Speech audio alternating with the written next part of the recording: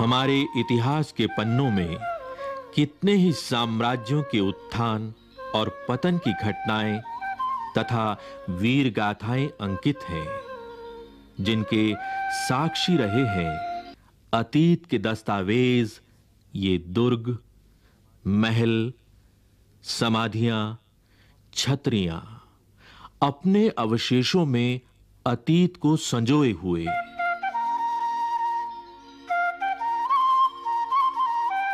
कौन थे वे लोग? कैसा था उस समय का जीवन?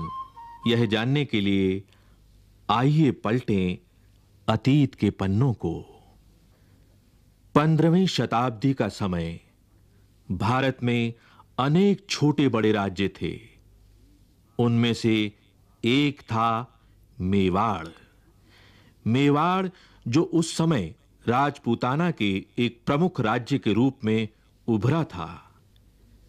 यह वह काल था जब भारत में मुगलों का शासन बढ़ता चला जा रहा था। अनेक राज्य मुगलों की अधीनता स्वीकार कर चुके थे। इधर उत्तर भारत में राजपूत एक प्रमुख शक्ति थे। मेवाड़ पर सिसोदिया वंश के राजपूतों का शासन था, जिनका मुगलों के साथ बराबर विरोध बना रहता था। मेवाड़ के इतिहास के पन्नों को पलटें तो एक प्रमुख शूरवीर का नाम उभरता है।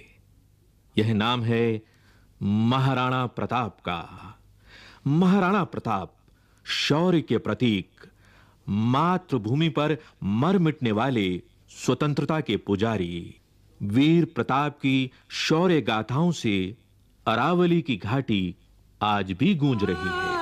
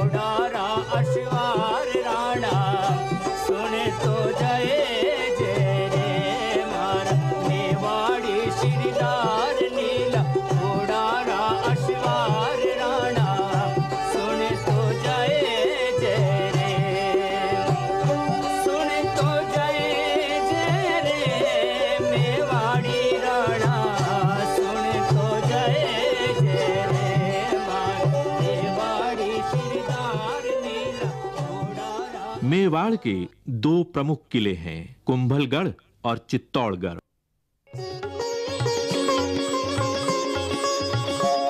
पंद्रहवीं और 16वीं शताब्दी में मेवाड़ के राणा कुंभा और राणा सांगा ने मेवाड़ की कीर्ति को शिखर तक पहुंचाया। उन्हीं के वंशज महाराणा प्रताप का जन्म 9 मई 1540 को कुंभलगढ़ के किले में हुआ। यहीं इसी स्थान पर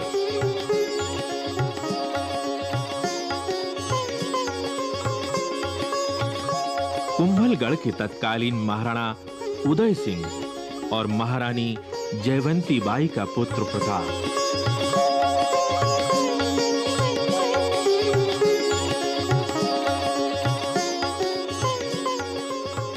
मेवाड़ का उत्तराधिकारी, प्रजा का दुलारा, भीलों की देखरेख में पला बड़ा, जिसे प्यार से वे कूका कहते थे। मेवाड़ का भावी महाराणा वनवासियों के साथ बेहद प्रसन्न रहता। देश प्रेम की ज्वाला उसके हृदय में सदा प्रज्वलित रहती, जो उसे अपने पूर्वजों से विरासत में मिली थी। मेवाड़ सदा से ही मुगलों की आंख की किरकिरी रहा और युद्ध होते रहे। मेवाड़ का राजनीतिक महत्व तो था ही, साथ ही वह गंगा भूमि के व्यापार मार्ग को पश्चिमी तट से जोड़ता था। अतः मेवाड़ को अपने अधीन करना मुगल शासकों के लिए जरूरी हो गया था। मध्यकालीन भारत का इतिहास देखें तो पाएंगे कि उस काल में महत्वाकांक्षी मुगल सम्राट अकबर का साम्राज्य लगभग पूरे भारत में छा चुका था।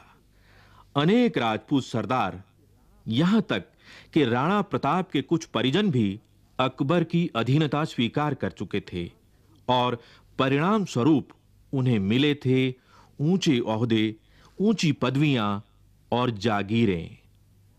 पर राणा प्रताप अकबर जैसे महापराक्रमी सम्राट के सामने नहीं झुके। कहा जाता है कि 28 फरवरी सन 1572 को होली के दिन प्रताप का गोगुंदा के किले में राज्याभिषेक हुआ।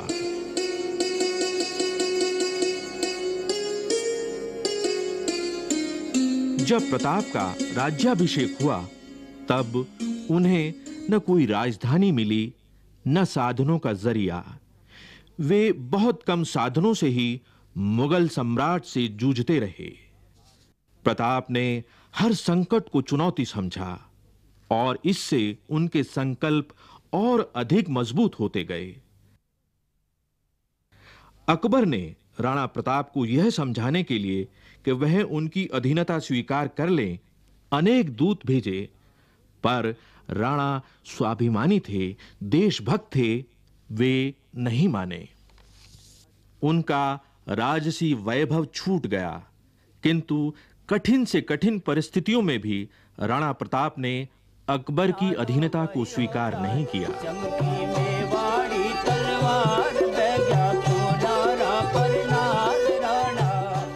जैसी उनकी पैनी तलवार थी, वैसा ही चौकन्ना था राणा प्रताप का प्रिय घोड़ा चेतक।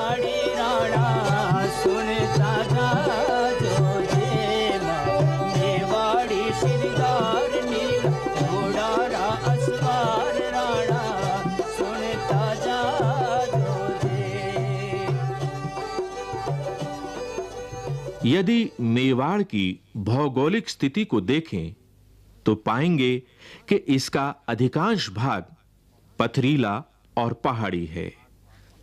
आसपास जंगल हैं और जनजातियों की बस्तियां हैं।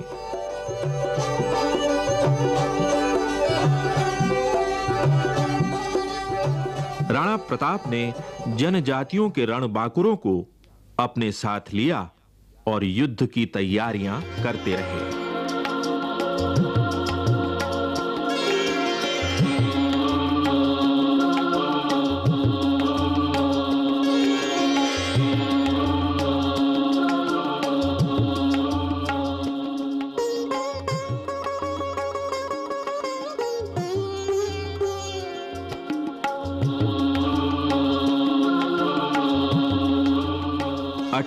जून सन 1576 ईस्वी को अकबर की सेना और महाराणा प्रताप के बीच इतिहास प्रसिद्ध हल्दी घाटी का युद्ध हुआ। एक ओर राजा मानसिंह के नेतृत्व में अकबर की विशाल सेना थी। कहा जाता है इस सेना में 10,000 घुड़सवार थे और हजारों पैदल सिपाही थे। दूसरी ओर राणा प्रताप की सेना में केवल 3,000 घुड़सवार और मुट्ठी भर सैनिक थे, मगर ये सैनिक मातृभूमि पर मर मिटने वाले रणबांकुरे थे।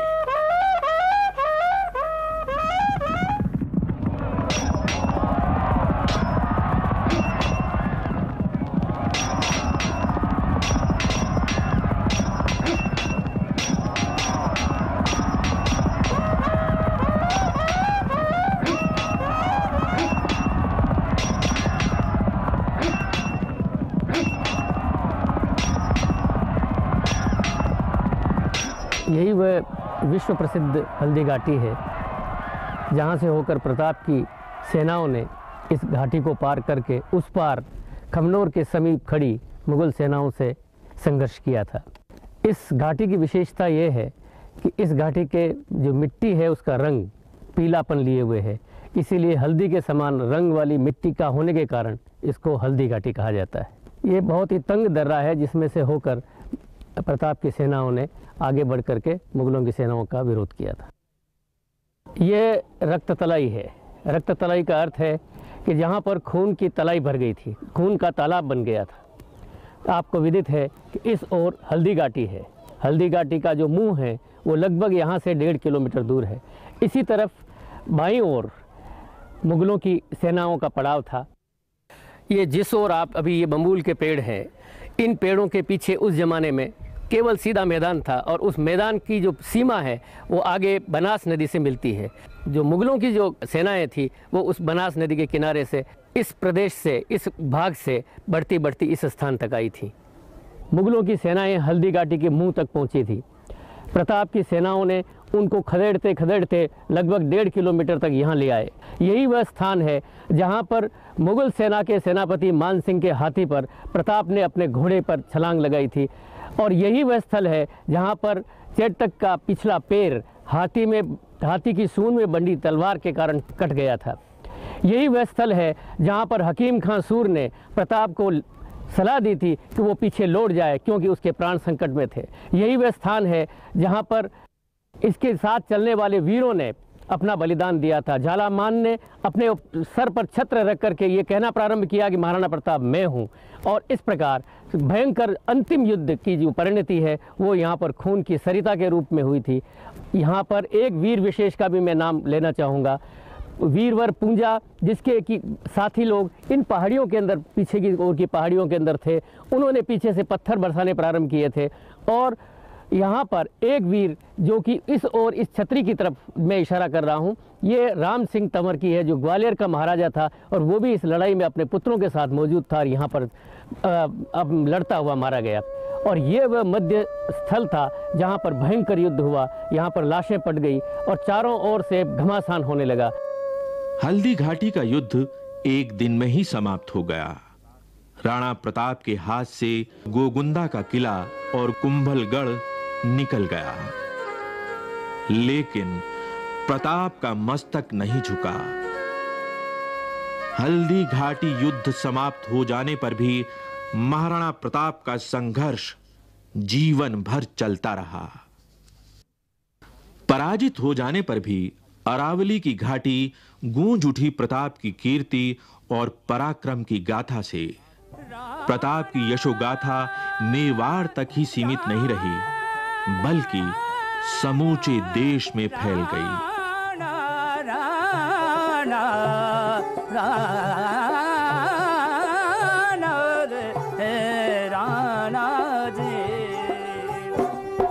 हल्दी घाटी रंगी खून सोनालो बहियो जाए, हल्दी घाटी रंगी खून नालो बहियो जाए।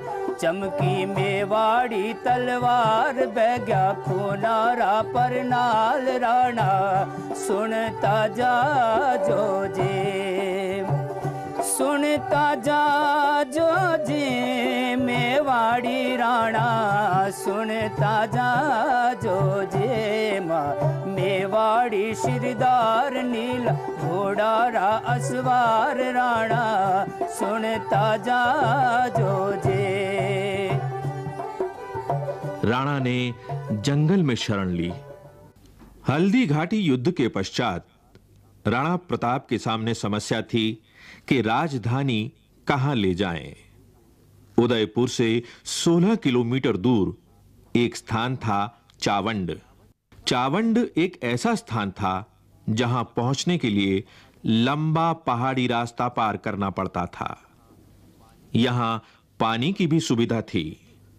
यहीं उन्होंने अपनी नई राजधानी बनाई और शासन व्यवस्था मजबूत की। राणा प्रताप ने भामाशाह और भील सरदारों के साथ मिलकर धन और जनशक्ति संगठित की। राणा प्रताप ने छापा मार युद्ध जारी रखा। सन 1579 के बाद राणा पर मुगलों का दबाव कुछ कम हुआ, क्योंकि अकबर का ध्यान अब पूर्वी भारत के विद्रोह और उत्तर पश्चिमी सीमावर्ती गतिविधियों पर था।